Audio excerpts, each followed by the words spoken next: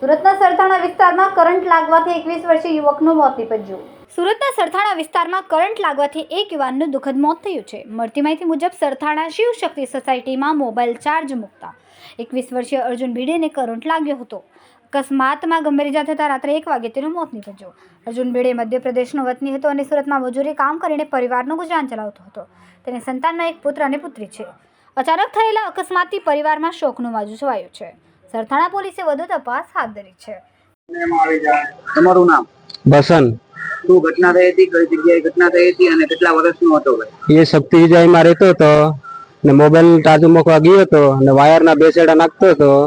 નાના 2 પેલા છેડા હતા ને 2 છેડા ખુલ્લા હતા અને આનું બટન ચાલુ હતું એટલે 2 છેડા હાથમાં હતા ને એટલે આનું કરંટ લગી ગયો હતો.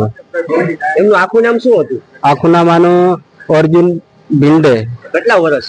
21 વર્ષ. કોણ સા ગાંવ?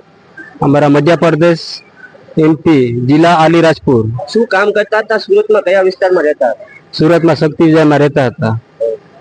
પરિવારમાં કોણ કોણ રહે છે? પરિવારમાં કોઈ નાનો બનાવી હતો ને એ 2 જણા હતા. કેમેરામેન સેનિલ વિરાણી સાથે વિશાલ છેઠા, માનવ પ્રભા ન્યૂઝ, સુરત. અમારા વિડિયોની નવી અપડેટ મેળવવા માટે સબસ્ક્રાઇબ કરો માનવ પ્રભા ન્યૂઝ ચેનલને. બેલ આઇકન ક્લિક કરો લેટેસ્ટ વિડીયો સૌથી પહેલા મેળવવા માટે.